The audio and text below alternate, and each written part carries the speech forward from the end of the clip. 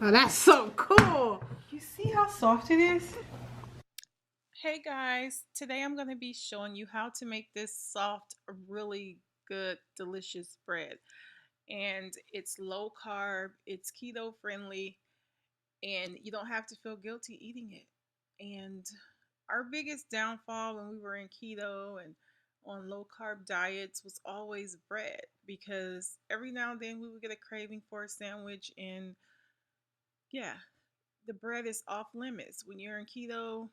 I mean, there's a keto bread that I've seen on the market, and a lot of people have recipes for different breads, and we've tried them all. And they were just okay. Like, it didn't quite have the taste of regular bread. This bread actually tastes like regular bread. So, if you want to learn how to make this delicious low carb, keto friendly bread, keep watching. Okay, so for this recipe, you are going to need a bread machine. You can purchase them at Walmart and Target for like $60, or you can look on Facebook Marketplace or Craigslist and they have them for like 15 or 20 bucks. So to begin, we're going to start by adding 1 cup of room temperature water to our bread machine. It doesn't need to be hot, it doesn't need to be cold, just room temperature is fine. Then we're going to add 2 lightly beaten eggs. And then we're going to add some oat fiber. If your local store doesn't carry the oat fiber, you can buy it on Amazon. We're going to add a 1/2 cup of oat fiber. And then we're going to add 2/3 cups of flaxseed meal.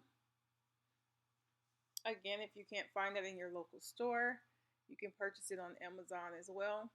And I'll leave all the links to the ingredients that I use in the description below.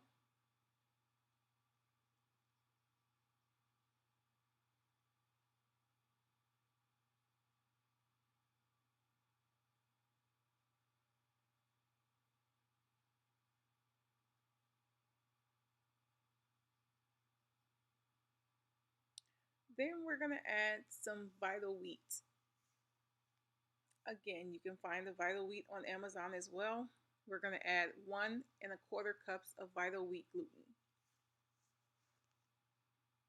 Then we're going to follow that up with some powdered sugar. I'm using my monk fruit powdered sugar, but you can use whatever you have. If you have erythritol or swerve, you can use that as well.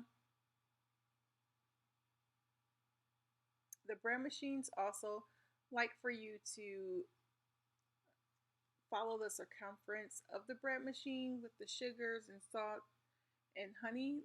For example, don't just dump it in there with the rest of the ingredients. Just go along the sides of the bread machine, adding the powdered sugar, and spread it out as much as you can. So remember, the salt, sugar, and honey goes around the circumference of the pan, around the other ingredients.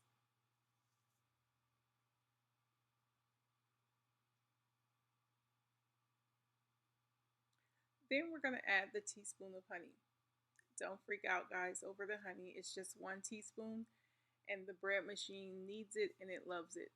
So we have to, again, go around the circumference of the bread machine with the honey. Don't just dump it in there with the other ingredients. Go around the other ingredients. So just make a circle around the other ingredients, along up against the bread machine though. Spread it along there.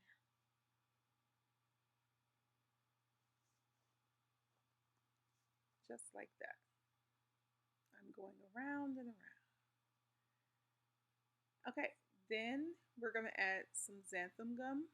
Now, the xanthan gum you could probably find in your local grocery store, but if not, Amazon carries that as well. And you can just spread that on top of the other ingredients. And then we're going to add butter. We're going to add 2 tablespoons of butter. I cut mine in squares, so I'll have enough to make sure I put enough over all the ingredients. You want to make sure the butter is on top of all the ingredients. And then we're going to add the yeast.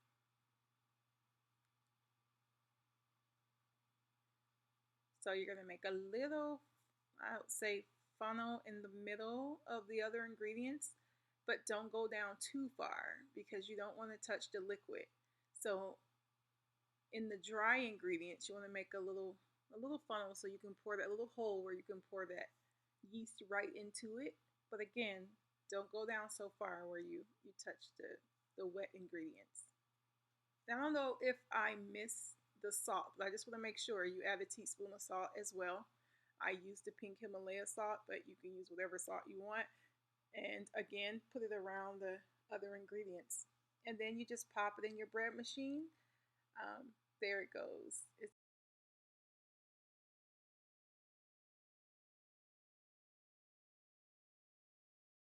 And there's a window you can look through as well, but it's totally fine to lift it up to actually look at it. And it's going to take 3 hours and about 3.5 hours for this bread to be done.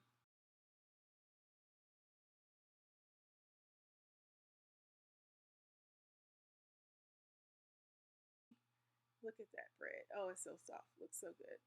So thanks for watching, guys. I hope you enjoyed this video. And like, comment, and subscribe, and let me know what you think about the bread if you make it. If you try it out, let me know what you think in the comments. And if you have any tips to make it even better, drop that below as well. And I hope you guys enjoy the bread, and I will see you guys in the next video. Thanks for watching.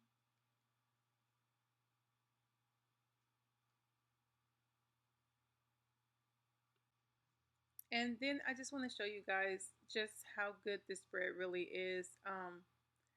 I made a sandwich and I grilled it, and it was so delicious. Like I said, it's just like regular bread. Like you can toast it, put it in the toaster, or grill it on top of the stove like I did, and it's absolutely delicious. You cannot tell the difference. So look at that. It was so delicious.